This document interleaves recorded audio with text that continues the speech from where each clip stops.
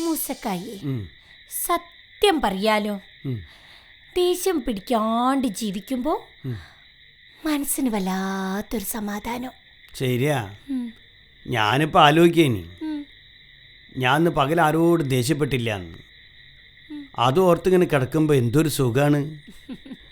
ക്ഷമിക്കുമ്പോഴാണ് ശരിക്കും മനുഷ്യത്തുണ്ടാവുന്നത് കേട്ടോ. ക്ഷമ ഉണ്ടല്ലോ ഇങ്ങോട്ടോക്കി, ആട്ടും സൂപ്പിന്റെ ഗുണം ചെയ്യുന്ന. ഓ, അങ്ങനെയാണെങ്കിൽ ഒരു മാസം ക്ഷമിച്ച് കഴിയുമ്പോഴേക്കും നമ്മൾ എത്ര ആട്ടും സൂപ്പ് കുടിച്ചിട്ടുണ്ടാവും? മിനിമം ഒരു 6 മുട്ടനാടൻ സൂപ്പെങ്കിലും കുടിച്ചിട്ടുണ്ടാവും. സത്യം? ആ, നാളെ മുതൽ കുറച്ചും കൂടി ആട്ടുസൂപ്പ് കഴിക്കാൻ പോവാ. 3 നേരം ആയിക്കോട്ടെ. ക്ഷമിക്കുക, ദേഷ്യം അകറ്റുക, അതാണ് നമ്മളെ മുദ്രാവാക്യം. വേറൊരു കാര്യമുണ്ട്. ഇന്ന് ഉച്ചക്കുണ്ടല്ലോ, നമ്മളെ സുശീലിന്റെ പൂച്ചല്ലേ, ആ കണ്ടംപൂച്ച, ആ കണ്ടംപൂച്ച നമ്മൾ അടുക്കളയിൽ കയറി വന്നിട്ട് നമ്മൾ അയില പൊരിച്ചെടുത്തുകൊണ്ടുപോയി. പക്ഷെ ഞാൻ എന്ത് ചെയ്ത് ആ പൂച്ചനോട് അങ്ങ് ക്ഷമിച്ച്. ശരിക്കും ഭയങ്കരം തന്നെയാ. ഞാൻ ആ പൂച്ചനോട് ദേഷ്യം പിടിക്കാനൊന്നും പോയില്ല. പണ്ടൊക്കെ എന്റെ തൊള്ളേന്ന് എത്ര കേട്ടതാണ് ആ പൂച്ച. ഇന്ന് ഞാൻ ആ പഴയ ആളല്ല. എന്നാലേ പൂച്ചനോട് ക്ഷമിച്ച ആദ്യത്തെ വനിത ജയിക്കും.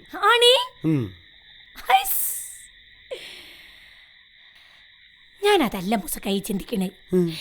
ഈ പട്ടിയും പൂച്ചയും കാക്കയും ഒന്നും ദേഷ്യം പിടിക്കണില്ലല്ലോ. അതുകൊണ്ടാണോ ആയിട്ടിങ്ങൾക്ക് ഷുഗറും പ്രഷറും കൊളസ്ട്രോളും ഒന്നും ഇല്ലാത്തേ? അതിനിപ്പോ പട്ടിന്റെയും പൂച്ചേന്റെയും കാക്കേന്റെ ഒക്കെ ഷുഗർ ആരെങ്കിലും ടെസ്റ്റ് ചെയ്ത് നോക്കിയിട്ടുണ്ടോ? ഉണ്ടോ? അതും ശരിയാണ്. ശരിയാണല്ലോ. നമ്മൾ മിണ്ടാണ്ട് കിടന്നുറങ്ങ്. ഓരോരോ ഏനാന്തം കൊഞ്ചി നമ്മൾ ആരോടും ദേഷ്യം പിടിക്കരുത്.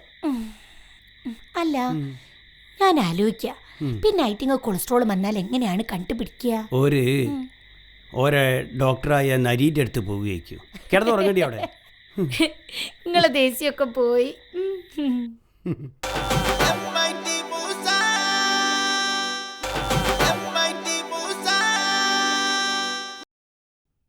പാത്തോ, നമ്മൾ ഇറങ്ങണേ, അല്ലെങ്കിൽ നേരം വൈകിക്കണ മനുഷ്യന്ന്. അല്ലാ റബ്ബേ.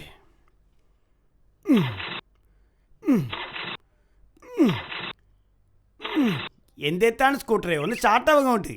നേരം വൈകി നിൽക്കുകയാണ് മനുഷ്യൻ. പണ്ടാരം ഒരു അത്യാവശ്യം വന്ന എപ്പോഴുള്ള അതിന് സൂക്കേട് ഒരു ചവിട്ടോട് തന്നാലുണ്ടല്ലോ. ഓ, കൺട്രോൾ മറന്നുപോയതാ. സാരല്ലേ സ്കൂട്ടറെ, സാരല്ല കേട്ടോ. സ്റ്റാർട്ടായില്ലെങ്കിൽ നമുക്ക് വർക്ക്ഷോപ്പ് കൊണ്ടുപോവാം.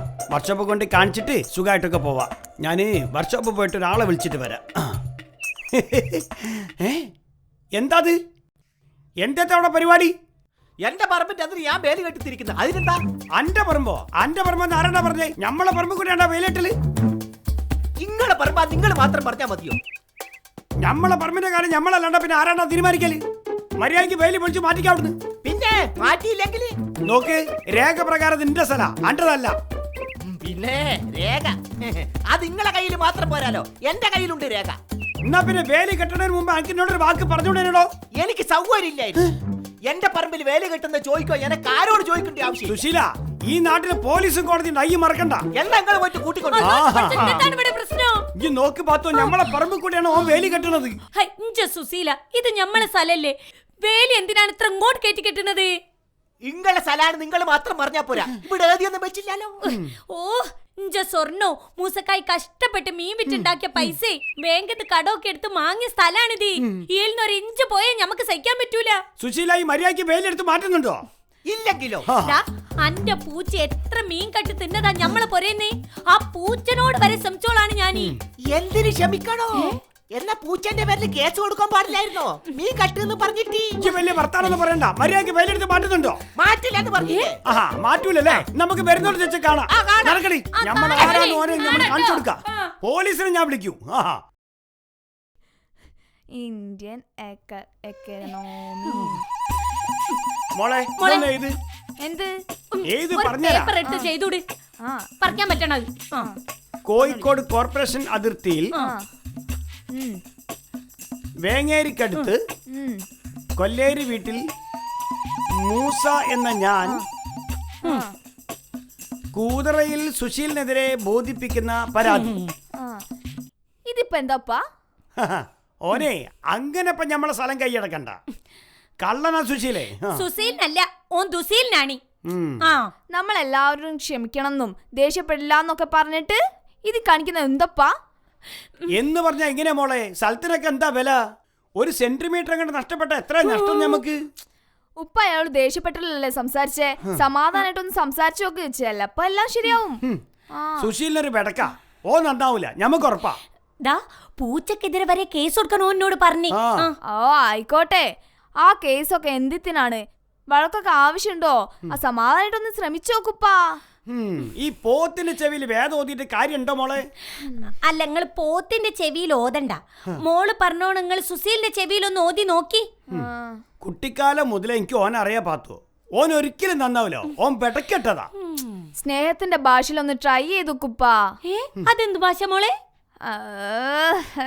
എന്നാ പിന്നെ സ്നേഹത്തിന്റെ ഭാഷയിലൊന്ന് നോക്കാം. എന്തേ ഇനിയിപ്പോ ആ ഭാഷയാണെങ്കിൽ ആ ഭാഷ. ഓൻ കഴിച്ചിരുന്നു എന്റെ പേടി.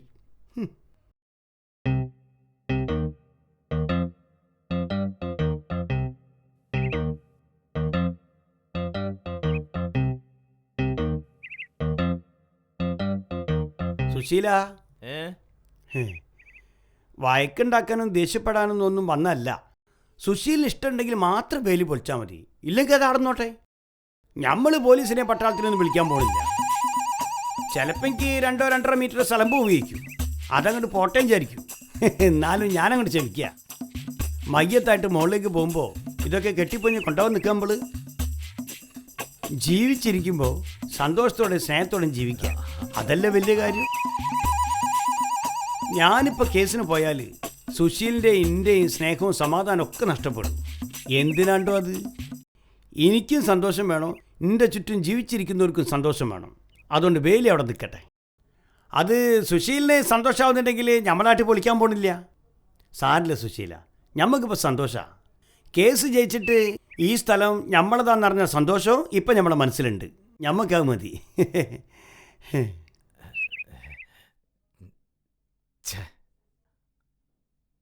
വേണ്ടായിരുന്നു. മൂസാക്ക, ഇങ്ങള് പറഞ്ഞതാ ശരി. ഇതൊന്നും ചാവുമ്പോ കെട്ടിപ്പൊതിഞ്ഞ് കൊണ്ടുപോകാൻ പറ്റില്ലല്ലോ. മണ്ണും പൊന്നും ഒക്കെ കാശ് കൊടുത്താൽ കിട്ടും.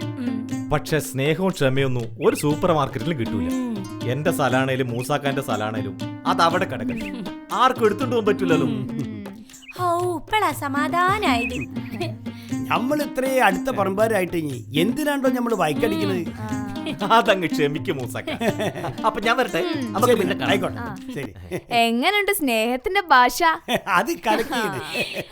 അല്ല, അന്നപ്പോ ഇന്ത്യയും പാകിസ്ഥാനും ചൈനയും ഒക്കെ തമ്മിൽ ഇതുപോലെ പറഞ്ഞു തീർക്കാവുന്ന പ്രശ്നങ്ങളേ ഉള്ളൂ. അത്രേ ഉള്ളൂ. പക്ഷെ ഏതെങ്കിലും രാജ്യം ഒന്ന് ക്ഷമിക്കണ്ടേ? അതല്ല കുഴപ്പോ. അല്ലോ, പാല് ഗ്യാസ്മേൽ വെച്ചിട്ട് ഓഫാക്കാൻ മറന്നു നമ്മളെ. ഓൾ ഒടുക്കത്തര മറവി എപ്പോഴുള്ളതാ ഓൾക്കത്. എന്നാണ് ഈ ഇതൊക്കെ പഠിക്കാൻ പോണത്? ഉപ്പാ, കൺട്രോൾ കൺട്രോൾ. നോക്കി നിൽക്കാണ്ട മൂസക്കായന്റെ പഞ്ചാര കുടമ്പോയിട്ടേ ആ ഗ്യാസിന് മേലെ അതെടുത്ത് താഴ്ത്തി വെക്കും. ഇനി പാല് തിളച്ച് തൂത്താലും കുഴപ്പമില്ല, പാല് നമുക്ക് മേടിച്ചൂടെ പാത്തുവോ? Control control.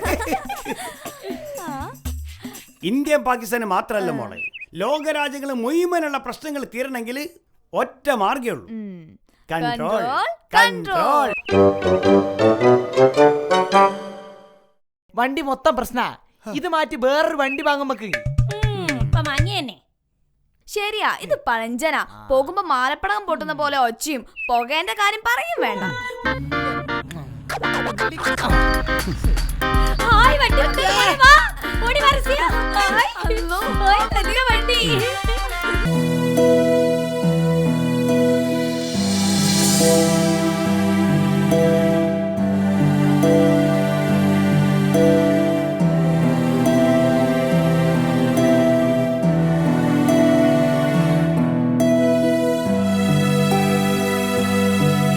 പല വഴി അലയുകയായി, പാപി ചെല്ലുന്നൊരിടമോ പാതാളം പോലെ, അടവുകൾ മിനുക്കി തട്ടിത്തപ്പും അതിശയൻ MIT മൂസ.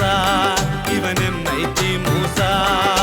വല്ലാത്തൊരു ലോകം, പിടിവിട്ടു പറക്കണ കാലം, പൊല്ലാപ്പിലാകണ വല്ലാത്ത പഹയന്റെ കൂടെ കലികാലം.